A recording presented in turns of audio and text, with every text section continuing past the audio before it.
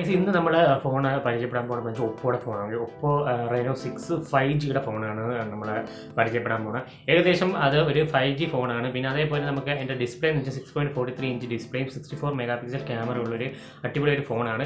ഏകദേശം 3 ക്യാമറയാണ് അതിൻ്റെ അകത്തുള്ളത്.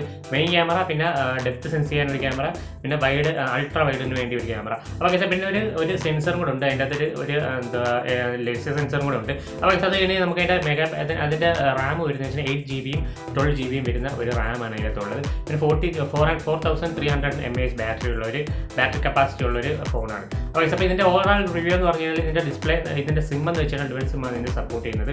അതേപോലെ നമ്മൾ AMOLED ഡിസ്പ്ലേ ആണ് ഇതിൻ്റെ അകത്ത്. LED ഡിസ്പ്ലേ നല്ലൊരു LED. ഇതിൻ്റെ അകത്ത് മെയിനായിട്ട് ഇവർ പറയുന്നത് വെച്ചാൽ ഡിസ്പ്ലേ, ക്യാമറ, പ്രോസസ്സിംഗ്, ഇത് മൂന്നുമാണ് ഇതിൻ്റെ ഒരു ഹൈലൈറ്റ് ആയിട്ട് പറഞ്ഞത്. ഇതിൻ്റെ വിലയൊക്കെ ഞാൻ ലാസ്റ്റ് പറയുന്നതായിരിക്കും. അപ്പോൾ AMOLED ആയിട്ടുള്ള ഒരു അടിപൊളി ഒരു ഡിസ്പ്ലേ ആണ് വരുന്നത്. 1080p റെസൊല്യൂഷൻ വരെ സപ്പോർട്ട് ചെയ്യുന്ന ഒരു 1080pയും 2K റെസൊല്യൂഷൻ ഉള്ള ഒരു ഡിസ്പ്ലേ ആണ് ഇതിന് പറയുന്നത്. പിന്നെ 4900 അതായത് 4900 ഉള്ള ഒരു നല്ല ഒരു ഏകദേശം PP, അതായത് 4000 PP, അതായത് പിക്ചർ ഡെൻസിറ്റി എന്ന് പറയുന്നത് എനിക്ക് അറിയാമെന്ന് അറിയത്തില്ല. പിക്ചർ ഡെൻസിറ്റി എന്നാണ് അതിന് പറയുന്നത്. അപ്പം അത് ഏകദേശം 409 പിക്ചർ ഡെൻസിറ്റി ഉണ്ട്. അതേപോലെ നമുക്ക് ആൻഡ്രോയിഡ് 11 ആണ് അവൈലബിൾ ആയിട്ട്. ആൻഡ്രോയിഡ് 12 വേണമെങ്കിൽ നമുക്ക് അപ്ഗ്രേഡ് ചെയ്യാൻ പറ്റുന്ന ഒരു ഫോണാണ്. പിന്നെ MediaTekൻ്റെ ഒരു അടിപൊളി ഒരു ഇതാണ് വെച്ചിരിക്കുന്നത്. MediaTekൻ്റെ ചിപ്പാണ് വെച്ചിരിക്കുന്നത്. പിന്നെ അതിനകത്ത് മെമ്മറി പറയുന്നത് മെമ്മറി സ്ലോട്ട് ഇല്ലാത്ത ഒരു ഫോണാണ്. പിന്നെ 64 മെഗാപിക്സൽ, 8 മെഗാപിക്സൽ, 2 മെഗാപിക്സലും വെച്ച് അവൈലബിൾ ആയിട്ടുള്ളതുണ്ട്. ഇതിൻ്റെ അകത്ത് സെൽഫി ക്യാമറ ആണെങ്കിൽ 32 മെഗാപിക്സൽ സെൽഫി ക്യാമറയാണ് ഈ ഒരു ഫോണിൽ പവർഫുൾ സാധനങ്ങൾ. അപ്പം എനിക്ക് മെയിനായിട്ട് പറയാനുള്ള ഇതിൻ്റെ അകത്ത് 2 കാര്യങ്ങൾ. ക്യാമറയാണ് ഇതിൻ്റെ അകത്ത് മെയിൻ ഹൈലൈറ്റ് എന്ന് ഇവർ പറയുന്നത്. അപ്പോൾ ഈ 64 മെഗാപിക്സലിൻ്റെ ഒരു എന്താ ബാക്ക് ക്യാമറയും വരുന്നത്, വൈഡ് ആംഗിളും. ഒരു 8 മെഗാപിക്സലിൻ്റെ ഒരു അൾട്രാ വൈഡ് ആംഗിൾ എന്ന് പറയുന്ന ഒരു 8 മെഗാപിക്സലിൻ്റെ ക്യാമറ ഉണ്ട്. പിന്നെ 2 മെഗാപിക്സലിൻ്റെ മാക്രോയുടെ ഒരു ക്യാമറ ഉണ്ട്. പിന്നെ ഇത് 4K ആണ് ഇതിൻ്റെ മെയിനായിട്ട്. 4K റെസൊല്യൂഷനാണ്. ഇതിൻ്റെ അത് ഏകദേശം നമുക്ക് 6 FPS വരെ നമുക്ക് വേണമെങ്കിൽ സ്ലോ ഷോട്ടിൽ റെക്കോർഡ് ചെയ്യാൻ പറ്റും. അപ്പം ഏകദേശം ഏകദേശം നല്ലൊരു സ്ലോ മോഡ് നമുക്ക് ഇതിനകത്ത് കിട്ടുന്നുണ്ട്. പിന്നെ 32 megapixel front camera, wide angle selfie ക്യാമറയാണ് ഇതിനകത്ത് വെച്ചിരിക്കുന്നത്. 32 മെഗാപിക്സൽ പനോരമ എടുക്കാം. അത് 1080p, അതായത് ഫ്രണ്ട് ക്യാമറയിൽ 4K ഒന്നുമല്ല, 4K അല്ല. പിന്നെ ഏകദേശം ചെറിയൊരു സ്ലോ മോഷൻ മാത്രം നമുക്ക് റെക്കോർഡ് ചെയ്യാൻ പറ്റും. അതേപോലെ സ്പീക്കർ ഉണ്ടെന്ന് പറയാൻ പറ്റില്ല. ഇതപ്പം 2.mm എന്ന് പറയുന്ന ഒരു ഓഡിയോ ജാക്കിൻ്റെ അത് വെച്ചിട്ടുണ്ട്. എക്സ്ട്രാ ഒരു ജാക്കും കൂടെ വെച്ചിട്ടുണ്ട്.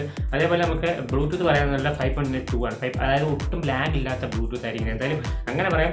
5.2, അതായത് 5.2ൻ്റെ ഒരു ബ്ലൂടൂത്ത് മെഴുവിലാണ് ഇതിൻ്റെ അത് വെച്ചിരിക്കുന്നത്. അതേപോലെ Type C ആണ് കേബിൾ വരുന്നത്. അതേപോലെ ഫിംഗർ പ്രിൻറ്റ് സെൻസർ ഉണ്ട്. അത് ഡിസ്പ്ലേ തന്നെ ആയിരിക്കും അതിൻ്റെ സെൻസറും വരുന്നത്. 4300 mAh ബാറ്ററി ആണ് യൂസ് ചെയ്തിരിക്കുന്നത്. അപ്പോൾ ഇതിൻ്റെ ഒരു ഓവറാൾ റിവ്യൂ ആണ് നമ്മൾ ഈ ഒരു ചാനലിൽ കൂടെ പറയുന്നത്. ഓവറാൾ എന്ന് വെച്ചാൽ നിങ്ങൾ ജസ്റ്റ് ഒന്ന് ക്ലോസ് ചെയ്ത് നോക്കി ഇതിൻ്റെ ഫുള്ള് കാര്യങ്ങൾ പറഞ്ഞിട്ടുണ്ട്. പിന്നെ പറഞ്ഞിട്ടുണ്ട് ക്യാമറ, ഡിസ്പ്ലേ, പിന്നെ ഇതിൻ്റെ പ്രോസസ്സർ. ഇത് MediaTekൻ്റെ പ്രോസസ്സറാണ്. അപ്പം അതൊരു നല്ലൊരു പ്രോസസ്സറും കൂടെയാണ്. MediaTekൻ്റെ പ്രോസസ്സർ അറിയാവുന്നവർ ജസ്റ്റ് ഒന്ന് കമൻറ്റ് ചെയ്യുക. ഇതിനെക്കുറിച്ച് നല്ലൊരു പ്രോസസ്സറാണ്. പിന്നെ ഇതിൻ്റെ അകത്ത് എനിക്ക് വേറെ പറയാനൊന്നും ഇതിൻ്റെ വലിയ കാര്യങ്ങളൊന്നും ഇതിൻ്റെ അകത്തില്ല.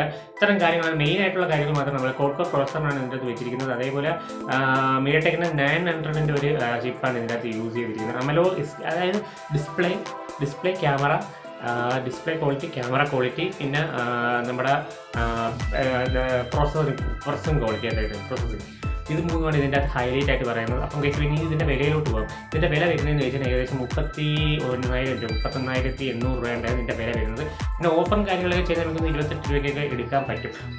ഇതിൻ്റെ അകത്ത് ഇറങ്ങുന്നത് വെച്ചാൽ 2 സീരീസിലാണ് ഇറങ്ങുന്നത്. ഒന്ന് 8GB റാമിനും 12GB റാമിനും. അപ്പോൾ 8GB റാമാണ് എടുക്കുന്നത്. 228ൻ്റെ 8GB റാമും, പിന്നെ 268, അതായത് 128ൻ്റെ 8GB റാമും, 268ൻ്റെ 12GB റാമും. ഇതാണ്